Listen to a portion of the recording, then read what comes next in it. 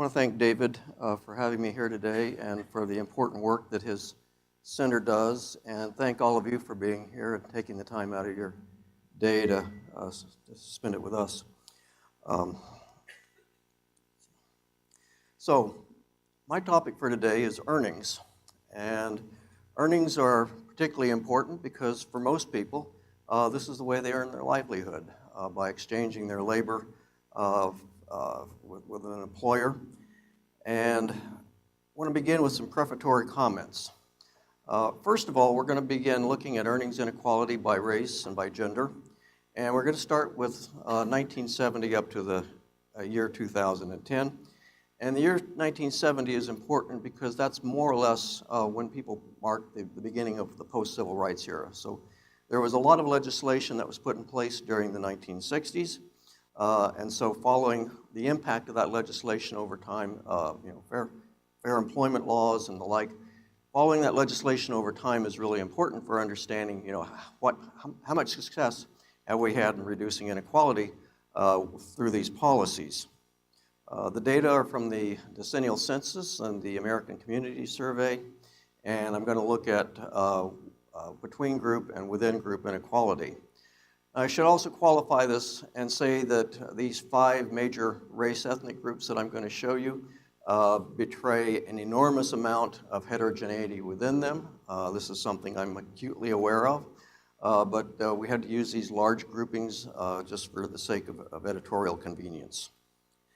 And if you want a more detailed look at between group inequality, some of the things I'm going to show you today comes from a paper that was published about a year ago in the Annals of the American Academy of Political and Social Science.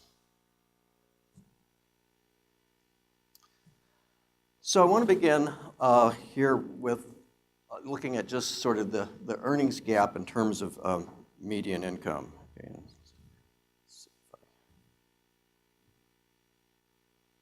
Oops, uh-oh, there I did it. Okay. Okay, the top green button, if I could find the top green button. Okay, this thing.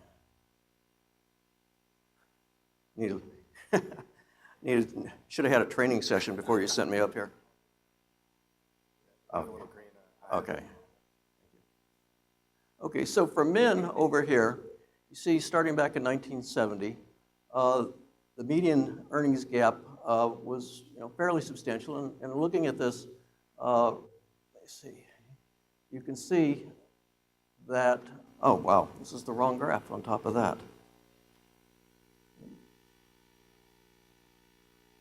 Median earnings. Yeah, okay, now we're on track.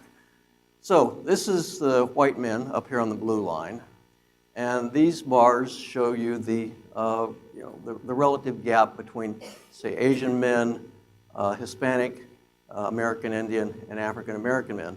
And you can see after 1970 to 80, close to 1990, you had a bit of an increase. But then that was starting around 1990, that was followed by a gap becoming wider again. And so by now, back in 2010, we really haven't had a great deal of change. And in fact, the gap is very substantial for Hispanic men. The picture is complicated for women because of what happened with female labor force participation in the 1970s and 1980s. And you can see here for African American women, American Indian women, they enjoyed a big reduction in the gap between white women. But as we closed out the century and entered the 21st century, you can see that gap is now persistently large. And the exception, of course, this is Asian women, and this is driven mostly by Japanese women and to a lesser extent Chinese women. If you looked at, and actually Filipino women too, but if you look at some other groups, say Hmong or Laotian, you'd see a different picture. Turning to these things are out of order, I apologize. Okay, I'll go back to that. This actually shows a sort of another look at what those line graphs showed. And that if you looked at those medians, the median differences, there's all sorts of things that can account for those differences. There's differences in education, there's differences in region of the country, differences in the industries that people work in, differences in weeks worked, differences in experience. And so when you adjust for all of those differences, this is what you have left. Okay, so take black men over here. In 1970, black men earned about 72% of what white men earned. That gap was closed between 1970 and 2010, but it's still persistent. It's still at about 81%. Japanese men are about on parity with white men.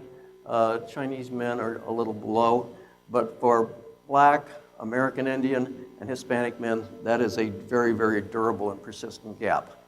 Women is a somewhat different picture. The gap between 70 and 2010 closed a bit. It wasn't that large, as large as for men in 70, and it got somewhat smaller in 2010. Same is true for American Indian women, and Hispanic women are actually on par with white women, and Asian women are probably the single success story.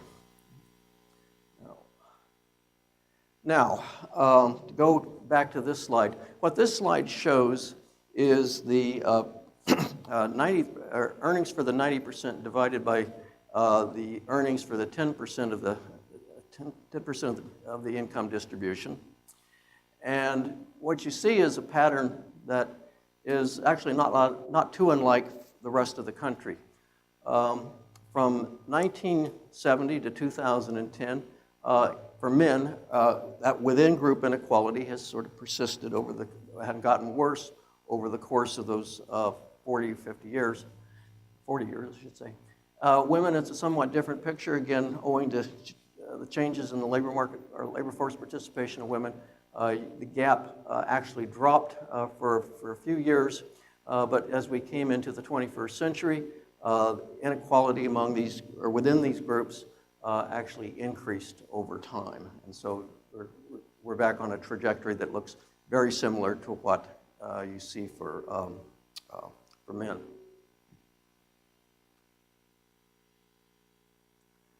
So concluding observations are basically this. The overall amount of earnings inequality has changed actually relatively little since 1970. Asians, and particularly Chinese and Japanese, are probably the single exception to this rule, but there are other groups.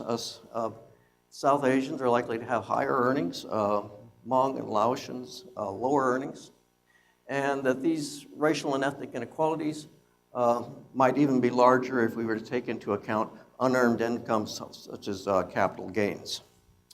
And so where I want to close and what I want to leave you with is that we actually have a policy document that we've prepared that for the current occupant of the White House, and we've prepared it in a format that we hope he'll be receptive to, and so here it is.